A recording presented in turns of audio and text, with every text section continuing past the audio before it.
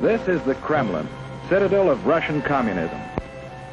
Looking at Russia, we might see it as a country to be studied, as we study other nations of the world. Yet we know that Russia today is regarded as a grave threat to our nation, to our freedom, to the peace of the world. Why so? What makes it a threat? Looking closer, we see a clue.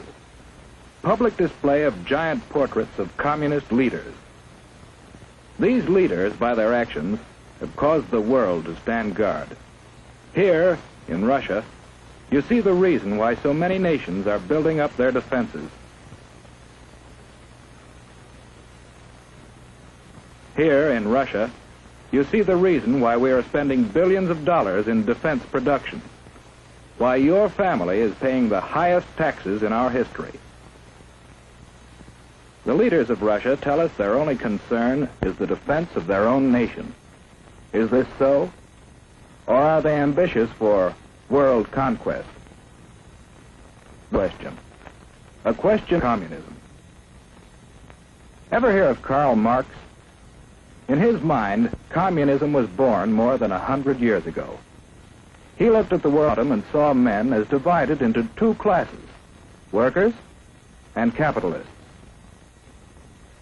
In the Communist Manifesto, he called upon the workers, the proletarians, to rise up and overthrow their capitalistic masters. He cried, "The proletarians have nothing to lose but their chains. They have a world to win. Working men of all countries, unite." This was the promise and the challenge of communism. In Russia, the Tsar was the government. To support the wealthy aristocracy, millions of peasants toiled in virtual slavery. The Cossacks, dreaded police of the Tsar, enforced tyrannical laws. Here was fertile ground for the ideas of communism. For here, indeed, the people had nothing to lose but their chains, the chains of the imperial government.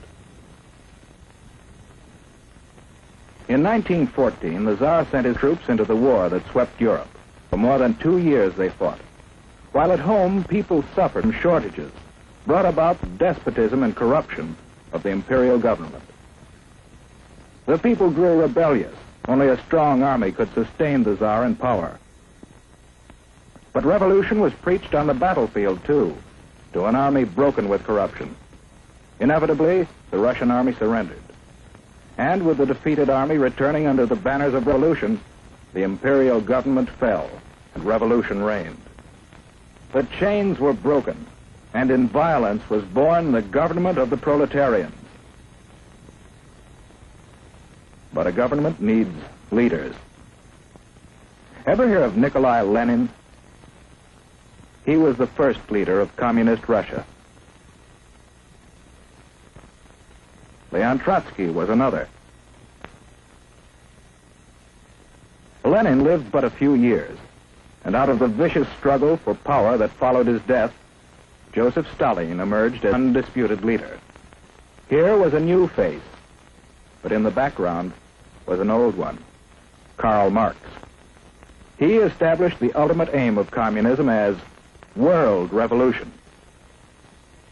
And the rulers of communist Russia, while firmly establishing their authority at home, created an international organization to stir up revolution throughout the world. Communism was on the march. Stalin was in the Kremlin.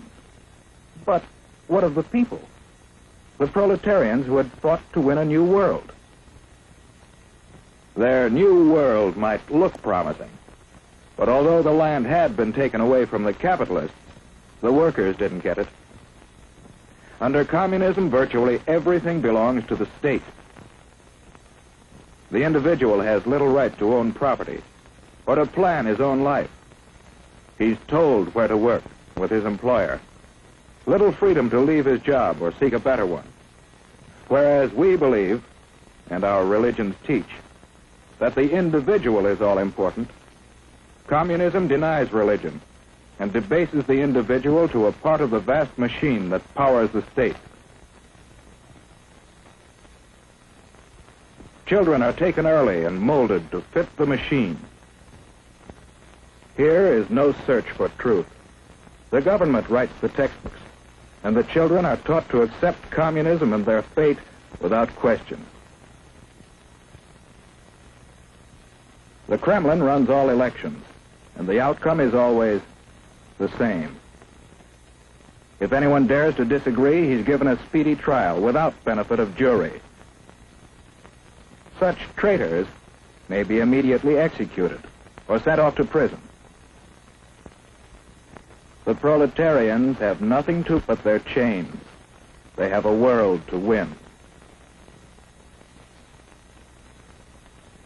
Although the people of Russia gained little, the rulers gained mightily in power.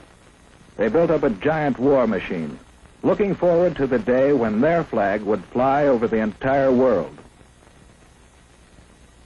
Then came the rise of Nazi Germany, another power bent on world conquest. The two nations joined forces, and Russia, believing itself safe from aggression, launched an invasion of Finland and other neighboring nations. For the first time, the world learned that the communists were no longer waiting for world revolution, but were now resorting to outright military aggression to extend their power. After the Nazis turned on their former allies, we supplied Russia with immense quantities of military equipment to wage war against our common foe. And how did Russia come out of the war? In 1917, at the time of the revolution, Russia was already a land of vast area. Soon after the end of World War II, Russia had occupied many new territories, bringing additional millions of people under communist control, and serving notice that Soviet Russia was now a world power to be reckoned with. United with Russia in war, we strove to preserve that unity and peace. We helped organize the United Nations, in which the nations of the world have mutually pledged to cooperate in fostering world peace and progress. Andrei Gromyko signed for Russia. But in the first post-war Italian elections, the communists created disorder in an attempt to gain control of the government. Once more, the world was reminded that basic in the idea of communism is the plan of world revolution, and that Russian communism has stepped beyond that plan to achieve world domination through aggression. In Indochina and Malaya, communist aggression has incited rebellion against established government. In France, communist aggression has fomented strikes against essential industries in attempts to discredit the free government. In Iran, the communists have incited rioting and have preached hatred and distrust of the Western nations. In Eastern Germany, they have openly opposed the West. In China, the communists have established their own puppet government. In Korea, communist aggression has come into actual combat with forces of the United Nations. And with the most deadly of all weapons available to the Russians, no peoples in the world can feel secure against this aggression.